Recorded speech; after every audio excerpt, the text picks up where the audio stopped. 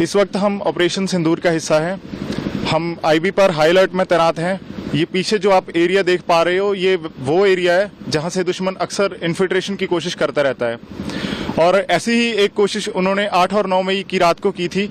8 और 9 मई की रात को दुश्मन ने हमारे ऊपर अचानक फायरिंग की और उस फायरिंग की आड़ में उसने इन्फिल्ट्रेशन की कोशिश की।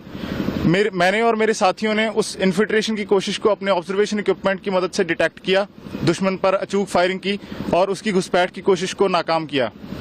हमारी फायरिंग का नतीजा ये निकला कि सुबह तक दुश्मन अपने घुटनों पर आ गया और उसने अपनी पोस्ट पर व्हाइट फ्लैग लहरा दिया। हम अपने देशवासियों को यह यकीन दिलाते हैं कि जब तक भारतीय सेना देश की सरहदों पर तैनात है, तब तक कोई भी इस देश की तरफ आंख उठाकर नहीं देख सकता। हम अपने देश के दुश्मनों की हर नापाक हरकत का मुंह तोड़ जवाब देंगे। जय हिंद। इस वक्त हम ऑपरेशन सिंदूर का हिस्सा हैं। हम आईबी पर हाई अलर्ट में तैनात हैं। ये पीछे जो आप एरिया देख पा रहे हो, ये वो एरिया है जहां से दुश्मन अक्सर इन्फिल्ट्रेशन की कोशिश करता रहता है। और ऐसी ही एक कोशिश उन्होंने 8 और 9 मई की रात को की थी। 8 और 9 मई की रात को दुश्मन ने हमारे ऊपर अचानक फायरिंग की और उस फायरिंग की आड़ में उसने इन्फिल्ट्रेशन की कोशिश की। मैंने और मेरे साथियों ने उस इन्फिल्ट्रेशन की कोशिश को अपने ऑब्जर्वेशन इक्विपमेंट की मदद से डिटेक्ट किया, दुश्मन पर अचूक फायरिंग की और उसकी घुसपैठ की कोशिश को नाकाम किया। हमारी फायरिंग का नतीजा ये निकला कि सुबह तक दुश्मन अपने घुटनों पर आ गया और उसने अपनी पोस्ट पर व्हाइट फ्लैग लहरा दिया। हम अपने देशवासियों को यह यकीन दिलाते हैं कि जब तक भारतीय सेना देश की सरहदों पर तैनात है, तब तक कोई भी इस देश की तरफ आंख उठाकर नहीं देख सकता। हम अपने देश के दुश्मनों की हर नापाक हरकत का मुंह तोड़ जवाब देंगे। जय हिंद। इस वक्त हम ऑपरेशन सिंदूर का हिस्सा हैं। हम आईबी पर हाई अलर्ट में तैनात हैं। ये पीछे जो आप एरिया देख पा रहे हो, ये वो एरिया है जहां से दुश्मन अक्सर इन्फिल्ट्रेशन की कोशिश करता रहता है। और ऐसी ही एक कोशिश उन्होंने 8 और 9 मई की रात को की थी। 8 और 9 मई की रात को दुश्मन ने हमारे ऊपर अचानक फायरिंग की और उस फायरिंग की आड़ में उसने इन्फिल्ट्रेशन की कोशिश की।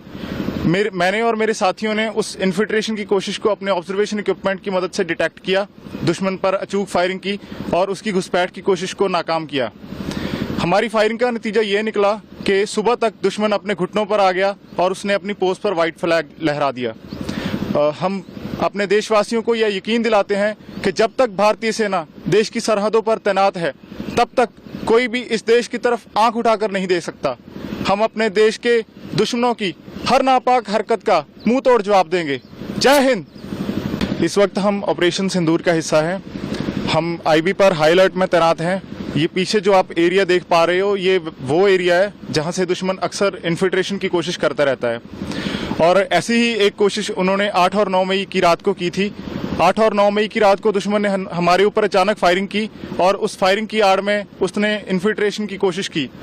मैंने और मेरे साथियों ने उस इन्फिल्ट्रेशन की कोशिश को अपने ऑब्जर्वेशन इक्विपमेंट की मदद से डिटेक्ट किया, दुश्मन पर अचूक फायरिंग की और उसकी घुसपैठ की कोशिश को नाकाम किया।